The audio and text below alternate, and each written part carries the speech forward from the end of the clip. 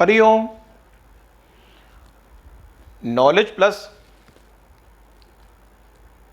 Channel में हम सभी विद्यार्थियों का स्वागत करते हैं। आज हरिओम कंप्यूटर की जो क्लास है 5th जी है। इसके अंदर हम, जैसा कि 5th सीरीज़ के अंदर हम पावर पॉइंट के ऊपर ही फोकस कर रहे हैं, इस सीरीज़ में हम ये बता रहे हैं कि स्लाइड शो नाम का जो रिबन है वो किस तरह से ड्राफ्ट किया गया है।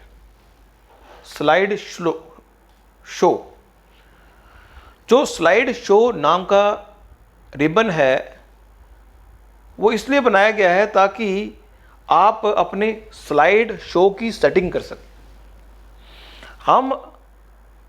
आप स्लाइड शो की सेटिंग कर सकें, उनका सेटअप कर सकें और किस मॉनिटर पे उसको डिस्प्ले कराना है, ये सब भी इस रिबन के माध्यम से होगा। तो इस रिबन के अंदर 3 टैब की ग्रुपिंग की हुई है। एक है स्टार्ट स्लाइड शो, दूसरा है सेटअप और तीसरा है मॉनिटर्स। तो अगर हम स्टार्ट स्लाइड शो की बात करते हैं, इसके अंदर हमारे पास है फ्रॉम बिगिनिंग। हम चाहते हैं कि हमारी जो स्लाइड है वो बिगिनिंग से स्टार्ट हो जाए। फिर हम चाहते हैं कि जो स्लाइड है जहां पे हम काम कर रहे हैं उससे स्टार्ट हो जाए। फिर है broadcast slide show, slide show को ब्रॉडकास्ट करना चाहते हैं। तो ब्रॉडकास्ट करने के लिए इंटरनेट की सर्विस चाहिए और आप ईमेल एड्रेस पुट करेंगे तो उसको हम ब्रॉडकास्ट भी कर पाएंगे।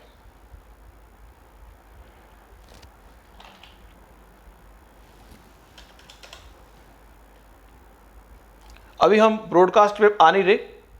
अगला ऑप्शन देते हैं, वो है बड़ा ही अच्छा ऑप्शन है अगला, वो है कस्टम स्लाइड शो।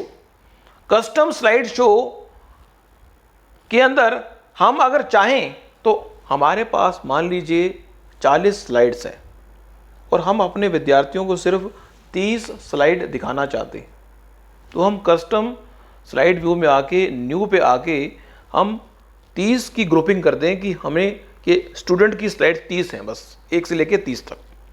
तो जब भी हम उस फाइल को ओपन करें तो हम स्टूडेंट स्लाइड शो को ओपन कर लें तो 30 फाइलें ही शो होंगी, 40 शो ही नहीं होगी। तो ये ऑप्शन बड़ा अच्छा है, कस्टम स्लाइड शो। फिर है सेटअप स्लाइड शो। ये ऑप्शन इतना प्रभावशाली है सेटिंग करने के लिए कि अगर इसकी सेटिंग आपने कर ली तो फिर आपको जब स्लाइड चल रही होगी तो ज़्यादा दिक्कत नहीं आएगी। यहां पे एक दिया हुआ है कि जो ये स्लाइड है वो एक ऐसे स्पीकर द्वारा शो हो रही है जो फुल स्क्रीन आउटपुट चाहता है।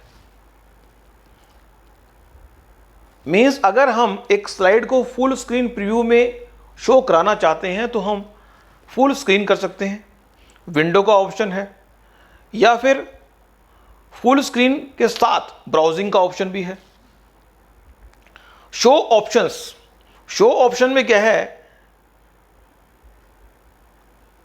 अगर आपने यहां पे शो ऑप्शंस के अंदर लिखा है लूप कॉन्टिन्यूअस अंटिल एस्केप, मतलब स्लाइड का लूप चलता रहेगा जब तक कि एस्केप ना दबाया जाए। मींस अगर आपने टाइमिंग सेट की हुई, 30 स्लाइड्स हैं और टाइमिंग सेट की हुई है और आप चाहते हो कि वो स्लाइड चलती रहे, चलती ही रहे। अगर पहली स्लाइड पे है, अगर तीसरी स्लाइड में हमारा कंटेंट्स पहुंच गए, पहली स्लाइड से हम तीसरी स्लाइड पे पहुंच गए तो तीसरी के बाद दोबारा से क्रोनोलॉजिकल पहली स्लाइड को शो कर दे। मींस ऑडियंस हमेशा किसी ना किसी स्लाइड को देख रहे हो। Show without narration, show without animations, इनको क्लिक करके आप कुछ सेटिंग का लाभ गेन कर सकते हैं। जो एक लेजर पॉइंटर कलर आता है, पेन आता है, वो किस कलर का होना चाहिए?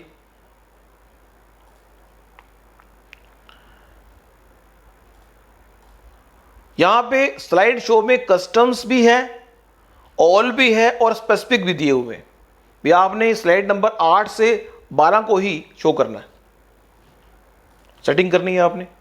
तो यहां पे ये, उसके बाद हाइड स्लाइड, किसी स्लाइड को आप हाइड करना चाहते हैं, यदि आपने हाइड कर दी तो वो स्लाइड शो में नजर नहीं आएगी। फिर है रिहर्स टाइमिंग।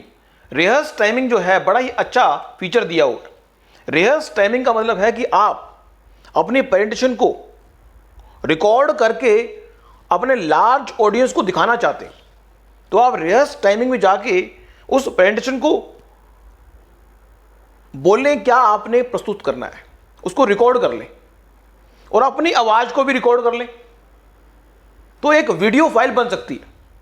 और जब आप उसको प्रेजेंट करें, साथ में ही अपनी ऑडियो फाइल भी चला दें, तो वन वे कम्युनिकेशन की तरह आपकी फाइल ऑडियंस के सामने आती रहेगी और वो आपकी आवाज भी ऑडियंस सुनती रहेगी। आप चाहे वहां पे हो या नहीं, लेकिन ऑडियंस ऑडिटोरियम में पहुंची होगी और आपकी आवाज भी सुन रही होगी, और बाद में आप आएंगे। मतलब आप एक ट्रायल के बेस पे एक प्रेजेंटेशन बना सकते हैं, ट्रायल के बेस पे फुल भी बना सकते हैं।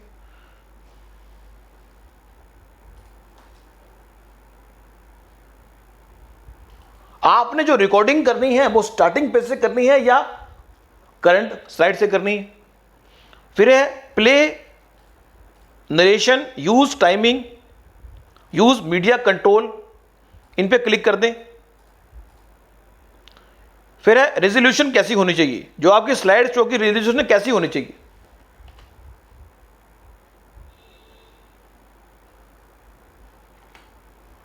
जो रेजोल्यूशन आप दोगे वो उसमें होगा।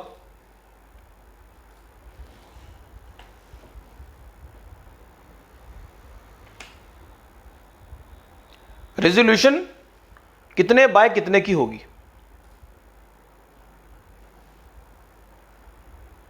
अब लिखा है यूज प्रेजेंटर व्यू, इस पे अगर आपने क्लिक कर दिया, उसमें लिखा हुआ है this feature is use with more than one monitor.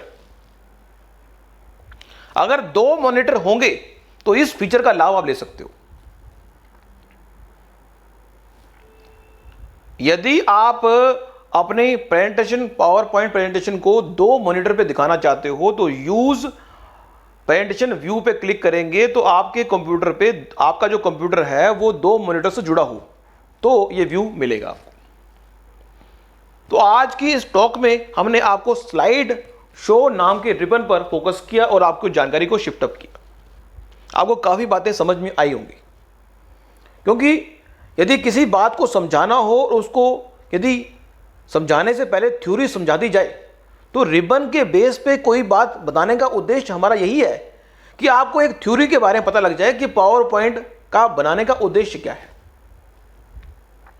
Power point का मतलब है कि किसी चीज को अगर हमें कंप्यूटर पे या बड़ी स्क्रीन पे समझाना हो तो हम पावर पॉइंट स्लाइड बना के और टाइमिंग लगा के, डिजाइनिंग करके एक सेटअप तैयार कर ले, उसके बाद हम आसानी से, हमारे लिए भी कन्वीनियंट होगा कि हम चीज को समझाएंगे।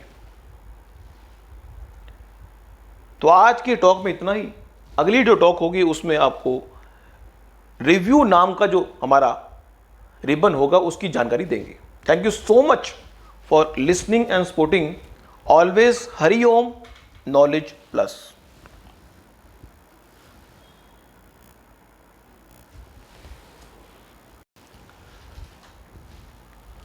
हरिओम।